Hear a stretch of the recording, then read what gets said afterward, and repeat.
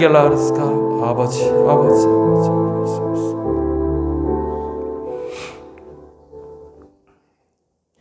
다시 일어설 힘을 주시고 다시 시작할 힘을 허락하여 주시옵소서.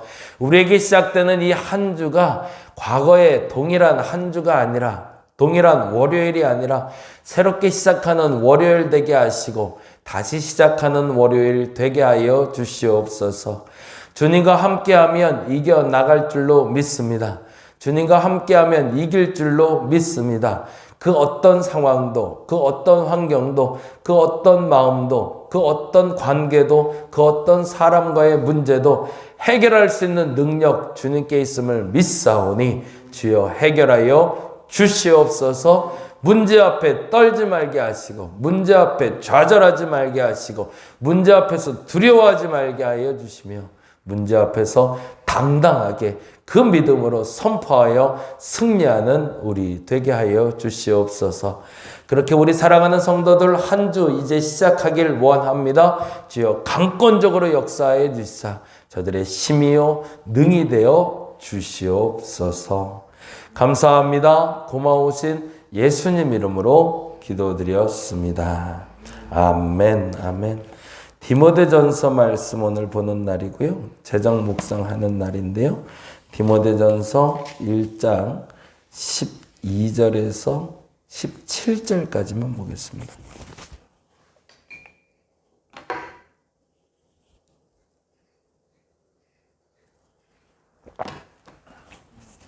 디모데전서 1장 12절에서 17절까지 우리 같이 한 목소리로 천천히 읽도록 하겠습니다.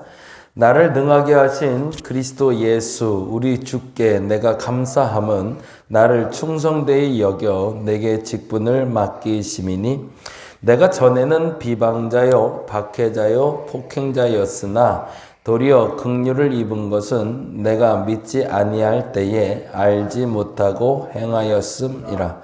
우리 주의 은혜가 그리스도 예수 안에 있는 믿음과 사랑과 함께 넘치도록 풍성하였도다. 믿보다 모든 사람이 받을 만한 이 말이요. 그리스도 예수께서 죄인을 구원하시려고 세상에 임하셨다 하였도다. 죄인 중에 내가 괴수니라. 그러나 내가 긍휼을 입은 까닭은 예수 그리스도께서 내가 먼저 일체 오래 참으심을 보이사 후에 주를 믿어 영생 얻는 자들에게 본이 되게 하려 하심이라.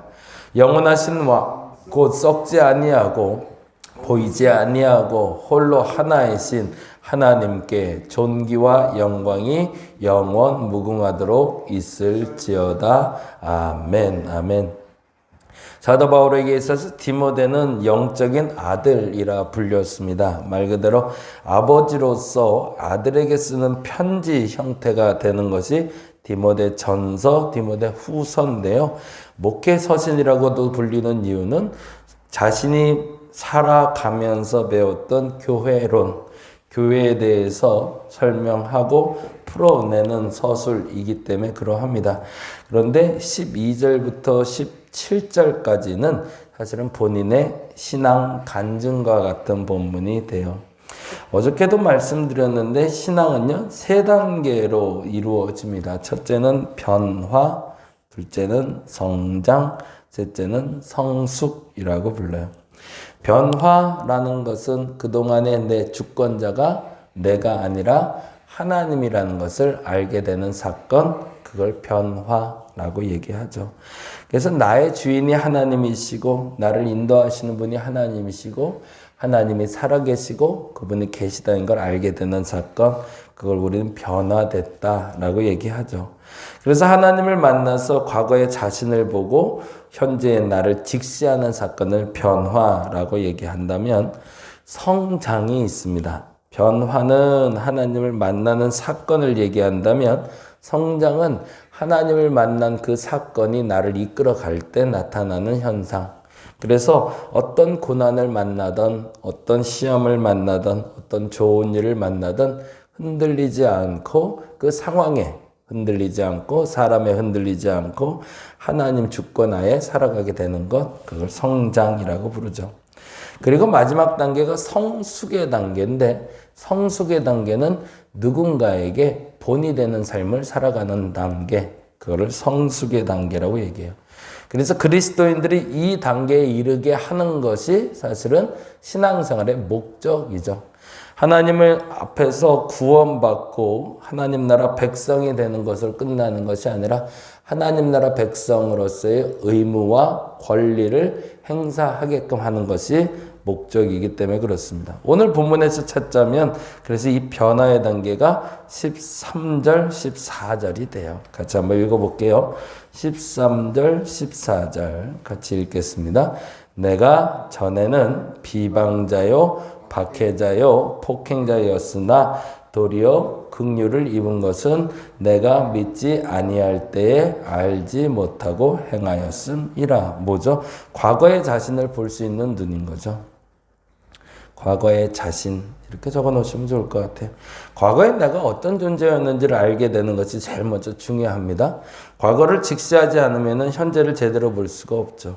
과거에 사실은 사도 바울 입장에서 사도 바울은 비방자요, 박해자요, 폭행자였다고 얘기하는데 누구를 비방했고 누구를 박해했고 누구를 폭행했는지가 중요한 거죠. 그것이 악한 사람을 비방하고 악한 사람을 박해하고 악한 사람을 폭행한 것이 아니라 본인 스스로 생각할 때 악하다 여겼던 그리스도인들이 악한 자가 아님을 깨달은 거죠. 그리고 더 정확하게 얘기하는 건 비방자, 박해자, 폭행자라는 이름의 주된 인물이 예수 그리스도라는 사실을 알게 된 거죠. 그래서 그리스도를 믿는 이들과 한 몸임을 알게 되었고 그들을 내가 박해하고 그들을 폭행하고 그들을 비방할 때 예수님이 비방받고 예수님이 박해받고 예수님이 폭행당했다는 사실을 깨닫게 된 거죠. 그게 과거를 직시하는 사도 바울의 모습이었습니다. 과거에 내가 했던 모든 행동들이 그리스도의 모습과 반한 모습을 살고 있었음을 알게 된 게 사도 바울의 변화의 시작이죠. 그러면 그 변화의 시작에 매우 중요한 것이 있죠. 14절 말씀이 되는데 같이 읽어볼게요. 우리 주의 은혜가 그리스도 예수 안에 있는 믿음과 사랑과 함께 넘치도록 풍성하였도다. 그건 뭐죠? 현재 내가 있을 수 있는 이유는 내가 잘나서가 아니라 내가 과거에 그 행동을 했음에도 불구하고 하나님의 은혜가 크기 때문이다라는 고백이죠. 사실은 그게 변화된 거죠. 내가 이제 조금 열심히 해보려고 해서 내가 지금 잘하려고 해서 신앙생활을 잘하고 있다라는 게 아니라 내가 열심을 내고 최선을 다하다 보니 내가 이렇게 잘 됐다고 얘기하면 아직 변화된 게 아니죠. 정말 변화된 건 과거의 내 모습에 대해서 직시하고 지금 나 된 것은 내가 잘해서가 아니라 하나님의 크신 은혜 때문이라고 고백하는 게 신앙의 변화, 신앙의 시작이 되는 거죠. 근데 사실은 아직 여기까지도 이르지 못하는 신앙인들이 너무 많죠. 지금도 내가 열심 내면 잘 될 것 같고 지금도 내가 최선이면 될 것 같고 그래야 될 것 같다라는 불안함으로 살아가는 그리스도인들도 많은데 아니 신앙생활은 그렇게 시작하는 것이 아니라 과거에 나는 참 그럴 수밖에 없는 존재라는 걸 인정하고 오늘의 내가 있는 건 오직 은혜로 나의 나됨이라고 고백하는 것이 진짜 신앙의 시작이다라는 거죠. 그리고 나서 이런 사람들이 이루어가는 세상이 바로 12절이 됩니다. 그것을 우리는 성장이라고 얘기하는데요. 13절, 14절을 그래서 변화라고 적어 놓으시면 좋을 것 같고요. 그리고 12절 같이 읽어봅니다. 나를 능하게 하신 그리스도 예수 우리 주께 내가 감사함은 나를 충성되이 여겨 내게 직분을 맡기심이니 거기다가 줄쳐놓죠. 직분을 맡기심. 그리고 충성이라는 단어를 적어 놓으시면 좋을 것 같아요. 변화된 사람, 하나님의 은혜로 산다는 걸 아는 사람에게 하나님은 소위 시험이라는 걸 주십니다. 근데 그 시험이 두 가지로 온다고 어제 주일날도 말씀드렸는데 그리고 지난주 새벽에 내내 말씀드린 건데 기도하지 않아서 오는 고난이 있고 기도하라고 주시는 고난이 있다. 기도하지 않아서 오는 고난은 내 죄 때문에 죄를 깨닫게 하기 위해서 오는 고난이라면, 기도하라고 주시는 고난은 나로 충성되게 만들기 위함이죠. 그래서 하나님 앞에서 변함없이 그 고난을 이겨낸 이에게는 그 직분을 감당했다라고 얘기하시는 거죠. 그게 어저께 데살로니가 후서로 살펴본 거는, 하나님 앞에 기도하라고 주시는 고난을 겪을 땐 두 가지를 해야 된다고 얘기했는데, 그 첫 번째가 사랑을 변하지 않고 끊임없이 사랑하기. 누군가를 비방하고 원망하고 불평하지 않고 끊임없이 사랑할 수 있는 마음이 있다면 그 사람은 그 고난을 이겨낼 수 있다. 그리고 또 하나가 인내하는 믿음. 변하지 않고 끝까지 지켜내는 그 믿음이 있을 때 그것을 성경은 충성되다라고 표현한 거죠. 그리고 그렇게 한 이에게 그 직분을 맡기셔서 하나님의 일을 하게끔 만드는 거죠. 이제 내일부터 살펴볼 요셉 이야기도 동일하게 되는데, 요셉이 그 일을 감당하기 위해서 기도하라 주시는 고난을 겪게 되죠. 그래서 웅덩이에 들어갔다가 빠져나와서 애굽에서 살면서 이제 그 경험을 하게 됩니다. 그러면서 기도하라 주시는 그 고난을 잘 이겨냄으로 말미암아 하나님이 주시는 직분인 총리 대신 직분을 감당하게 되는 거죠. 그것을 우리는 성장이라고 얘기합니다. 그래서 여기까지만 이르러도 우리의 신앙이 꽤 높아졌다라고 얘기할 수 있죠. 근데 정말 중요한 건 16절이죠. 같이 읽어봅니다. 16절 읽고 마무리할게요. 16절. 그러나 내가 긍휼을 입은 까닭은 뭐라고 돼 있죠? 예수 그리스도께서 내게 먼저 일체 오래 참으심을 보이사 후에 주를 믿어 영생 얻는 자들에게 본이 되게 하려고. 그게 이제 중요한 거죠. 거기다가 줄 쳐놓을게요. 영생 얻는 자들에게 본이 되게 하려고. 그게 성숙이죠. 그리고 나중에 내가 이 말을 들으면 결론이 나는 겁니다. 아유, 우리 권사님처럼 살았으면 좋겠다. 우리 집사님처럼 살았으면 좋겠다. 이 말 들으면 이제 정답이 되는 거죠. 신앙생활의 마지막 종착역은 거기가 될 겁니다. 아, 우리 권사님처럼 기도해야 되는데, 우리 권사님처럼 시험 이겨야 되는데, 고난을 만날 때 우리 집사님 같아야 되는데 라는 말을 들을 수 있다면 이제 신앙이 성숙됐다고 말할 수 있는 거죠. 근데 그렇지 않고 아직도 누군가가 나를 보며 아유, 저게 집사야, 저게 권사야 라는 말을 듣고 있다면 아직은 신앙이 여물지 않은 사람이거나, 죄송하지만 아직도 변화되지도 않은 사람이라는 걸 스스로 직시해야 된다는 거죠. 아이고, 저걸 목사라고 라는 말을 듣기 시작하면 목사일지라도 아직 변화되지 않은 삶을 살고 있는 나라고 인정하고, 그리고 과거가 아닌 현실을 직시하고 하나님의 은혜로 살 수 있는 사람임을 믿고 내게 주시는 고난에 대해서 잘 감내하며 성숙에 이르러 본이 되는 삶을 살게 하는 것, 그것이 목적이라는 겁니다. 자, 이쯤에서 이제 하나만 더 이제 짚고 넘어가자면, 하나님이 내게 물질을 맡기시던 동일하다는 겁니다. 그동안 내가 물질을 어떻게 써왔는지를 안다는 것이 중요하다는 거예요. 과거에 얼마나 낭비를 많이 했고 얼마나 소비 생활이 건전했는지 불건전했는지를 먼저 볼 필요가 있습니다. 왜 내게 돈을 안 맡길까만 고민할 게 아니라 돈을 안 맡기는 이유가 있다는 거죠.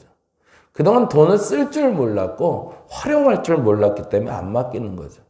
그래서 돈에 대해서 비방자고 박해자고 폭행자로 살아왔기 때문에 내게는 그걸 맡겨봐야 득이 안 된다는 걸 하나님 아시기 때문에 안 맡기셨다는 거죠. 그걸 아는 게 첫째, 재정에 대한 묵상입니다. 그래서 내게 하나님이 물질을 맡기시기 위해서는 내가 먼저 인정해야 될 게 있는데, 내 과거의 잘못된 소비 문화, 내 잘못된 자본관에 대해서 직시할 필요가 있죠. 그리고 잘못됐다는 걸 사도 바울처럼 인정해야 됩니다. 그리고 이렇게 표현해야 되죠. 내가 믿지 아니할 때 알지 못하고 행했다는 말처럼 내가 알지 못하고 그렇게 소비해왔고 그렇게 낭비해왔고 그렇게 잘못된 돈에 대한 개념을 갖고 있었다고 인정해야 된다는 거죠. 그 다음에 중요한 게 있습니다. 하나님이 내게 그 다음에 물질을 주실 거예요. 한번 써봐라 라고. 그때 우리는 뭐라고 고백해야 된다고요? 성장하는 신앙인들은 이것은 하나님의 은혜로 주신 것이라는 걸 인정해야 된다는 거예요. 내가 열심히 노력했으니까 이제 돈이 들어오는구나. 내가 이제 돈의 개념을 알기 시작하니까 돈이 들어오는 거가 아니라 내가 과거에 어떤 소비 문화를 갖고 있었다는 걸 인정한 후에 하나님이 주시는구나 라는 것을 알게 하기 위해서 하나님이 내게 물질을 다시 주실 거라는 겁니다. 그러면 그 물질에 대해서 이것이 주시는 은혜구나라고 알게 되면 하나님이 쏟아부어 주실까요? 아니요. 그때부터 이제 성장시키기 위해서 고난을 주실 겁니다. 기도하지 않아서 또 다시 돈을 잃게 될 거고요. 기도하라고 또 돈을 잃게 될 거예요. 그러면 그때는 알아야 되죠. 또 옛날에 그 낭비 습관이 또 시작됐구나. 그 옛날에 잘못된 돈에 대한 개념이 또 아직 깨지지 않았구나는 걸 알고 빨리 돌아서면 낭비되는 것이 사라지겠죠. 반면에 기도하라고 주시는 고난이 있는 것처럼 기도하라고 물질을 잃게 하실 때가 있습니다. 그때는 그것이 물질이 잃어지는 것이 아니라 물질이 쌓이고 있다는 걸 알아야 돼요. 그건 무슨 말이냐면 어느 날 뜻하지 않게 갑자기 누군가를 도와줘야 될 물질의 낭비가 일어날 수 있어요. 아, 나도 이 돈 급한데. 실례로 그런 일이 있었는데 전라도에서 목회할 때 어느 목사님이 오라고 그러더라고요. 쌀을 주신다고. 그래서 너무 감사한, 정말 어려울 때였으니까. 그래서 득달같이 달려가서 쌀을 딱 받아 갖고 오려고 했는데 쌀이 똑 떨어졌대요. 직전까지 다 가져갔다는 거야. 아, 그럼 어떻게 해요? 그러면 나는 그랬더니 목사님은 죄송한데 제가 돈으로 드릴게요. 그러더라고요. 아, 난 그게 더 좋지 뭐. 그러고서 한 20만 원을 받아 갖고 오는데 하필이면 그때 전화가 왔어요. 무슨 전화가 왔냐면 어느 고아원에 갑자기 쌀을 좀 보내야 되겠는데 혹시 돈이 좀 있냐고 연락이 오신 거예요. 갈등이죠. 이거는 낭비는 아니지만 내게 또 돈을 잃게 하는 결과를 가져오니까. 근데 그때 깨달아 알게 된 게 있습니다. 만일 내가 이때 이 돈을 순종해서 보내게 되면 이 돈은 내게 빠져나가는 것이 아니라 더 큰 것으로 내게 돌아올 거에 대한 믿음이 생기는 거죠. 우리에게 돈이 빠져나갈 때는 두 가지가 있습니다. 내가 또 잘못된 습관을 가졌기 때문에 돈이 빠져나가는 경우가 있고요. 그게 기도하지 않아서 주시는 고난입니다. 근데 기도하라고 주시는 고난이 있어요. 누군가를 위해서 소비하라는 거죠. 건강한 소비를 이룰 수 있도록 나도 어려운데 무슨 선교를 해. 나도 어려운데 무슨 돈을 또 그렇게 쓰라고 하시지? 라는 영적인 거룩한 부담감을 주실 때 그 돈을 내가 잃게 되면 하나님은 그에 합한 것으로 보답해 주실다는 겁니다. 그리고 나서 이제 마지막에 그 얘기까지 듣는 게 결론이죠. 뭐라고요? 돈은 우리 집사님처럼 쓰는 거야. 우리 권사님처럼 쓰는 거야. 아유, 우리 권사님은 돈 쓸 줄 알아. 라는 이야기를 듣게 될 때 그게 온전한 그리스도인의 재정이라는 거죠. 믿음에 대해서도 마찬가지, 재정에 대해서도 마찬가지. 이 동일한 변화와 성장과 성숙이라는 단계를 통해서 하나님이 내게 주신 직분과 하나님이 내게 주신 재정을 온전하게 잘 활용할 수 있는 저와 여러분 되시길 바랍니다. 그래서 돈이 모자라서 근심하는 일이 이제는 더 이상 없고 돈으로 말미암아 인정받고 칭찬받을 수 있는, 그리고 맡겨진 믿음으로 말미암아 인정받고 칭찬받을 수 있는 저와 여러분 되시기를 간절히 바랍니다. 기도하겠습니다. 하나님이 내게 물질을 허락하시고 하나님이 내게 믿음을 허락하신 이유가 동일합니다. 그 동일한 이유를 발견하게 하여 주시옵소서. 변화되고 성장하고 성숙하는 도구로 내게 믿음을 주시고 물질을 주신 줄 믿사오니 그 물질의 건강한 물질관과 믿음에 대한 신앙관을 가지고 반드시 내가 그렇게 살아가 하나님이 누리라는 그 복을 누리는 저들 되게 하여 주시옵소서. 오늘 다시 시작합니다. 저들의 시작의 걸음이 좌절이 아니고 불편함이 아니라 기대가 되게 하여 주시옵소서. 감사합니다. 고마우신 예수님 이름으로 기도드렸습니다. 다 같이 기도하고 돌아가겠습니다. Let's get it, let us get it, let us get it.